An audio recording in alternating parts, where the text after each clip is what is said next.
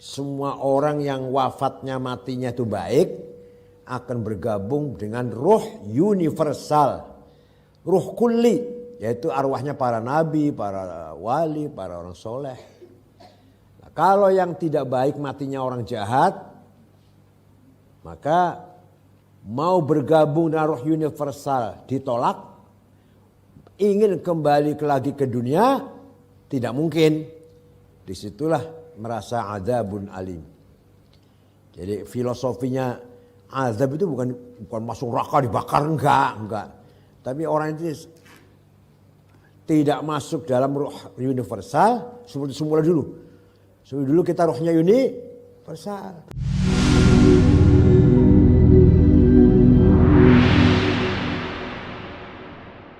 Hasan al-Basri, Imam Hasan ini bapaknya namanya Syekh Yasar. Bapaknya Syekh Yasar, orang Majusi, menjadi tahanan perang, dibawa ke Madinah, masuk Islam, jadi budak, bawa ke Madinah masuk Islam, punya anak Syekh Hasan. Tinggalnya di Basrah, maka terkenal Hasan Basri. Lahir Madinah. Ketika lahir dicetakin bahasa Indonesia, dicetakin ya oleh Ummu Habibah, zaujati Rasul sallallahu alaihi wasallam. Lahir tahun 21 zaman Khalifah Umar.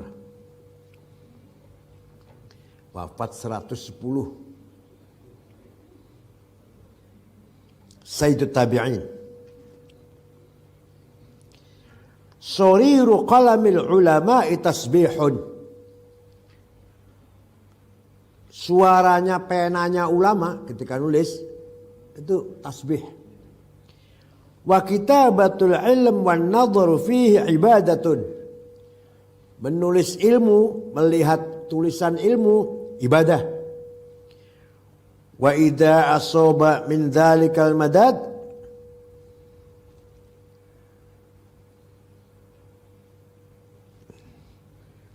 thawbahu faka'annama asabahu damu syuhada.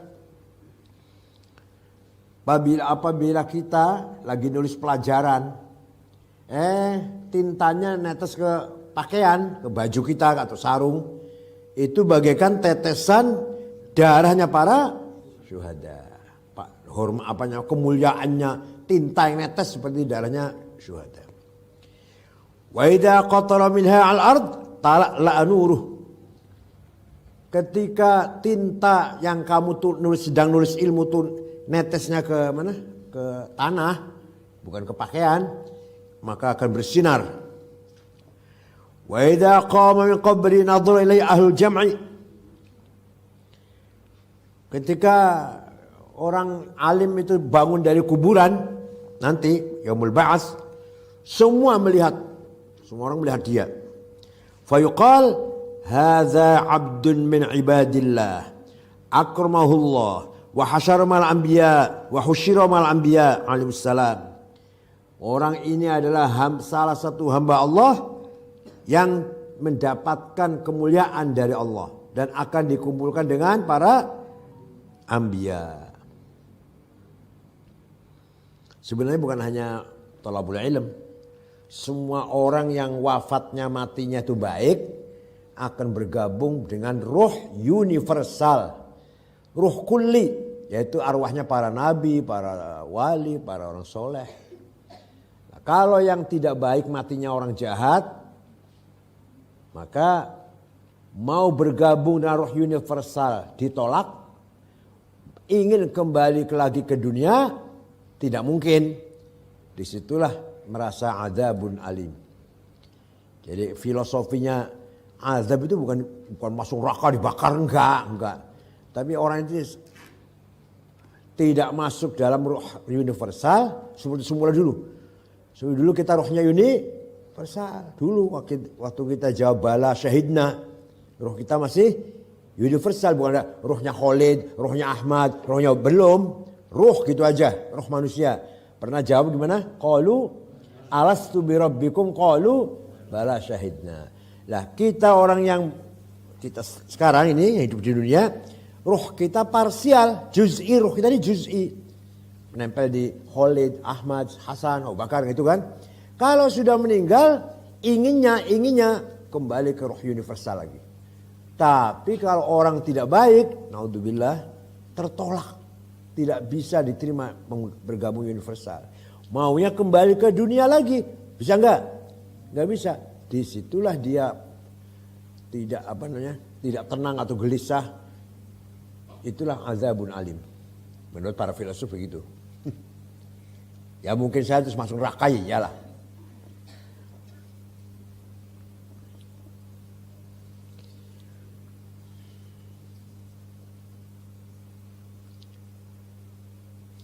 Fi kitab Kalilah wa Dimnah.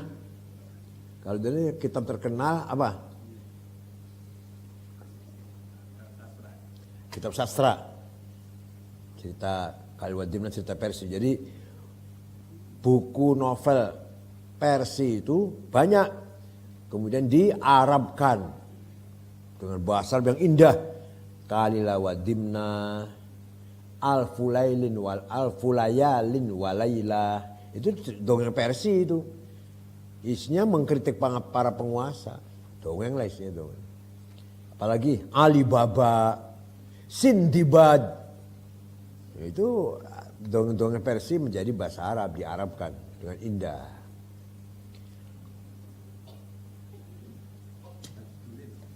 Majdulnya, Majdul mana tuh? Persia? Lihat, mana ya? Iya, enggak. Dongeng Persia, dongeng mana itu ya? Terus diarabkan oleh Mustafa Al-Manfaluti. Enggak, tapi asalnya bukan karangan Baluti, terjemahannya. Dari Prancis malah itu, dari Prancis. Beethoven. Yang jadi Zainuddin itu Beethoven. Kalau Al-Fulay Walaylah itu di dalam dongengnya ada raja. Setiap ada perempuan cantik pasti diambil lah. Kalau sudah bosan bunuh. Kalau sudah tidur bersama bosan dengan anak itu bunuh. Cari lagi yang cantik lagi. Nah, terakhir tinggal anaknya wazir, anaknya perdana menteri. Nah, sekarang sudah nggak ada orang cantik yang lain, tinggal anak kamu sini, buat sini. Namanya siapa namanya? Syahrazad. Dah. Tenang saja Pak, kata anak, tenang saja Pak, saya tahu, saya ada caranya. Ya udah silakan. Sudah satu mau ditidurin oleh raja di kamar tidur. Kata Syahrazad, sebentar, dongeng dulu ya, saya dongeng dulu. Raja mendengarkan, dongengnya isinya mengkritik pemerintah yang zalim, mengkritik walhasil itu nasihat kepada raja-raja, dongengnya 1001 malam. Tiap malam dongeng terus, gak kelonan-kelonan. Sampai 1001 malam. Berapa tahun itu berarti? Berapa tahun itu? 3 tahun. Akhirnya rajanya sadar. Akhirnya.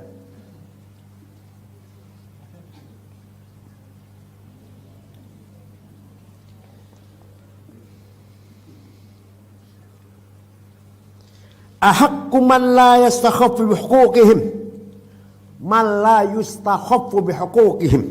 Salasa. Ada 3 orang yang tidak boleh direndahkan. Dalam buku novel Kailah wa Dimnah. 1. Al-alim was-sultan wal-ikhwan. Ulama, penguasa, raja, sultan, gubernur, presiden, dan sahabat atau teman. Gak boleh diremehkan. Fa inna man istakhaffa bil alim ahlaka dinu. Barang siapa yang meremehkan ulama, dia merusak agamanya sendiri. Orang yang jauh dari ulama, apalagi anti ulama, agamanya akan hancur, agamanya akan rusak. Wa man istakhaffa bis sultan ahlaka dunya. Barang siapa menghina, meremehkan penguasa, ya urusan dunianya repot. Semua tanda tangan harus santal pejabat. Makanya gini ya. Kalau terlalu amar ma'ruf, tidak ada nahi mungkar, nanti menjadi penjilat. Kalau nahi mungkar tidak ada amar ma'ruf, nanti jauh dari pemerintah. Jauh bermusuhan nantinya. Jadi ada amar ma'rufnya, ada nahi mungkarnya. Amar saja nanti nggak bisa ngeritik, nahi mungkar saja ya akan dibenci oleh pemerintah.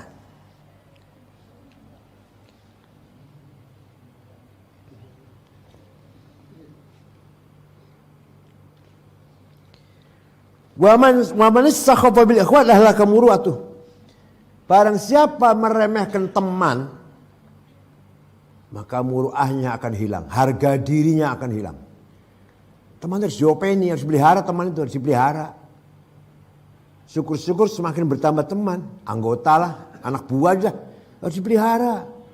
Kalau menganggap remeh anak buah, teman, tim sukses akan rusak nanti. Itu bisa naik karena kami ini tim sukses ini.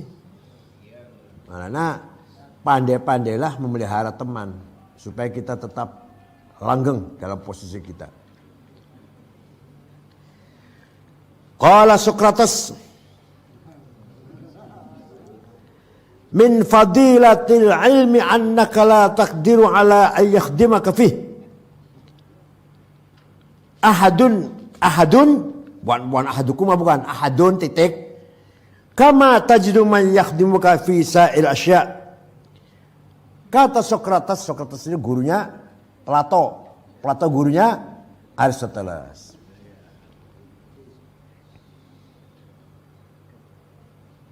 Dulu Yunani kuno itu para filosofnya pagan, nyembah berhala. Para filosof nyembah berhala.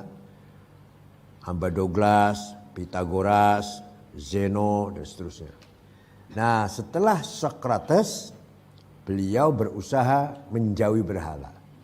Plato mengganti tuhan-tuhan berhala itu namanya dengan akal.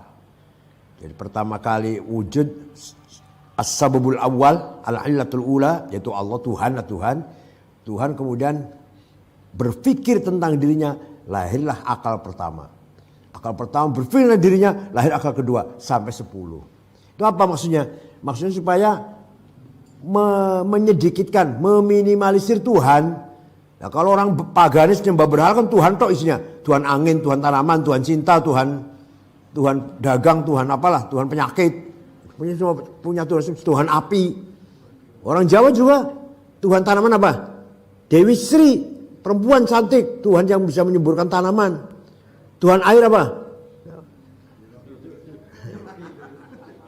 Tuhan angin, Tuhan air. Jawa juga gitu, Jawa kuno. Makanya oleh Plato, Tuhan yang baik itu diganti sebutannya akal. Bukan Tuhan akal, Tuhan cuma satu. Dari akal. Nah, oleh Aristoteles muridnya dibuang semua itu. Teori apa ini? Kalau Aristoteles teorinya sebab dan akibat. Yang terjadi semua adalah tidak lepas dari sebab dan akibat. Ini sebabnya ini ada kan sebab ini ada kan sebab ini. Maka kalau ini ada pasti ada ini. Itu Aristoteles. Tapi setelah itu semua beres, tinggal berpikir hubungannya roh dengan fisik. Wah, nggak bisa jawab dia. Apakah roh itu sebab ada fisik atau fisik ada sebab ada roh? Ayo, Aristoteles nggak bisa jawab Aristoteles. Apa sebabnya ada roh maka kita ada fisik? Apa sebab ada fisik maka ada roh? Ada hubungan nggak? Ada sebab nggak itu? Ada nggak? Nggak ada. Rohnya kamu itu bukan karena ada fisik. Fisiknya kamu bukan karena ada roh. Ini kejadian pertemuan antara roh dengan fisik kita eksidensial. Apa? Aridi. Anyar teko bahasa Jawa, anyar teko. Eksidensial. Makanya ketika kita lahir pasti menangis. Karena benturan pertama kali nggak harmonis lah. Antara roh dengan fisik, dengan jasad. Menangis. Pasti. Karena tidak familiar. Itu apa ya kata rohnya ini? Ini apa ini? Saya ditempatkan pada fisik ini gitu ya.